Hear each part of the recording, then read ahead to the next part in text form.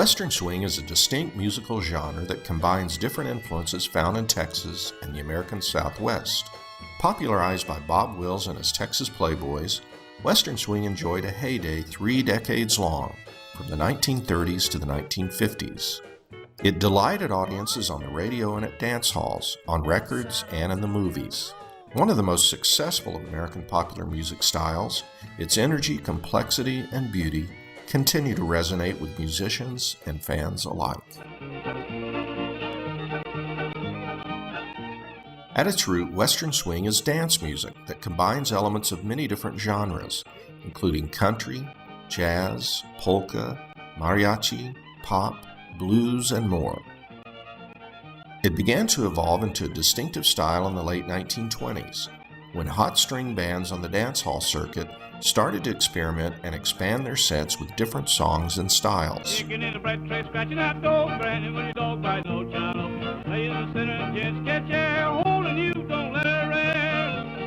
Other bands, such as the High Flyers and Clayton McMitchen's Georgia Wildcats, were playing proto-Western swing in the mid to late 1920s. However, Texans Bob Wills and Milton Brown in particular are widely credited with creating the genre.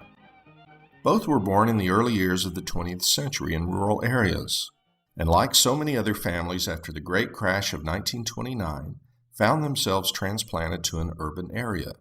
In this case, Fort Worth, Texas.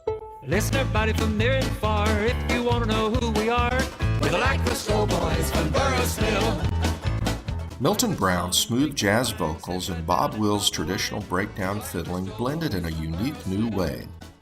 The combos they led became extremely popular around Fort Worth and throughout the Southwest. Broadcasting on radio stations first as the Aladdin Laddies and later as the Light Crust Doughboys, Brown pushed for more jazz experimentation, while Wills clung to the fiddle tradition. The resulting compromise coalesced into the genre that would come to be known as Western swing.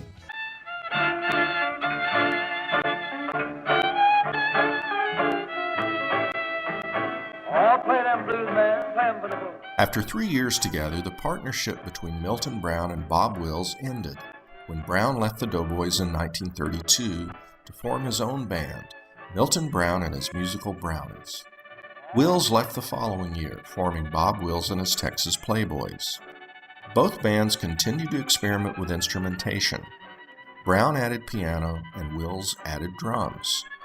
Both continued to broaden their repertoire, drawing influence from Mexican folk songs as well as Western and cowboy tunes.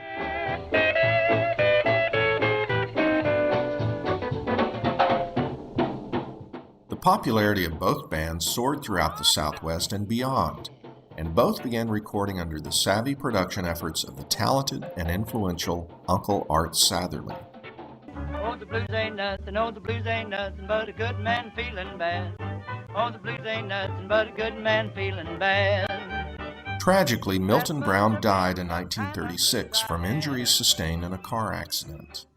The recordings he left behind are some of the most exciting and important in American music, a blueprint of what Western swing would become as it blossomed over the next 10 years.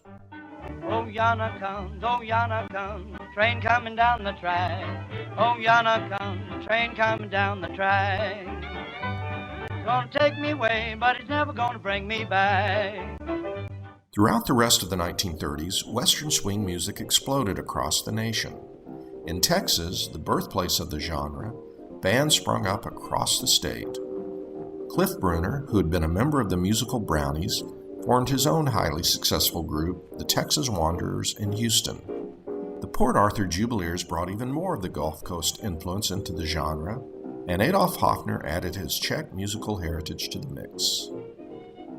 Western swing, or Texas swing as it was known in those early years, spread far beyond the borders of the Lone Star State. Pee Wee King from Milwaukee, Wisconsin, formed his Golden West Cowboys, and Hank Penny from Birmingham, Alabama, started his Radio Cowboys. These bands enjoyed success on the radio, through their records, and on the concert and dance circuit. I'm back in the saddle again. In the late 1930s and early 1940s, a new medium, film, began to feature regional musical acts, thereby introducing bands to national and international audiences. The Hollywood Western movie, or horse opera, gave many bands not only lasting celluloid success, but a permanent association with a Western image. Bob Wills took his Texas Playboys to Hollywood, appearing in numerous horse operas, and permanently adopting the popular rodeo clothing style. So give a hand to Bob Wills and his Texas Playboy.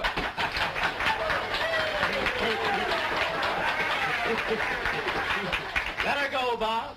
Boys, that Lone Star rag. Wills wasn't the only one leaving the Mid-South for California during the 1930s. Throughout the Great Depression, around 3.5 million rural farming people fled the Dust Bowl, a severe regional drought centered in Oklahoma and North Texas. They headed west to California. I just blowed in and I got them Dust Bowl blues. Sometimes referred to as Okies, these Dust Bowl refugees came not only from Oklahoma, but also from Texas, Arkansas, Alabama, and other states. You've heard about every kind of blues.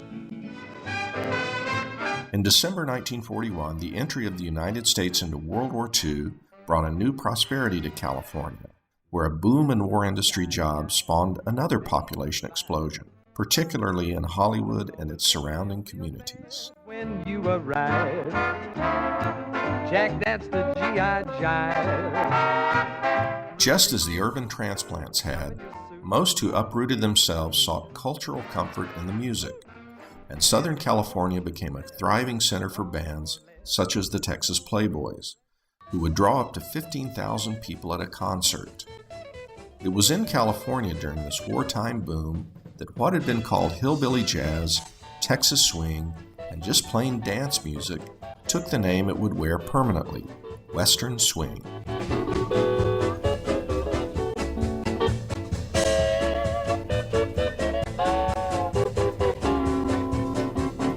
A new generation of California-based Western swing acts was emerging, including the self-proclaimed king of Western swing, Spade Cooley. His sophisticated arrangements and top-notch big band were Bob Wills' main competition. Many others, including Tex Williams, Hank Thompson, and Deuce Spriggans, also found success in the golden age of Western swing. With the advent of rock and roll, Western swing went into a decline following World War II. A lull period throughout the 1950s and 1960s might have led some to believe that the genre had run its course, but two distinct revivals have kept the music alive. We're down on the corner, paying for a dime, watching the girls have a good time. Big fat lady drinking up my beer, clapping her hands and shouting in my ear. Boogie! Oh, rock that boogie. Boogie! In Northern California in the early 1970s, two bands gained wide success playing Western swing music. Commander Cody and his Lost Planet Airmen incorporated elements of Western swing into their country rock sound. The Grammy Award-winning band Asleep at the Wheel launched its career in California, but later moved to Austin, Texas, where it continues to perform Western swing music. The Wheel pays tribute to the legendary founder of Western swing, Bob Wills, in its musical theater production, A Ride with Bob. Others, including Alvin Crow and Cornell Hurd, also continue the tradition of Western swing in dance halls all across Texas.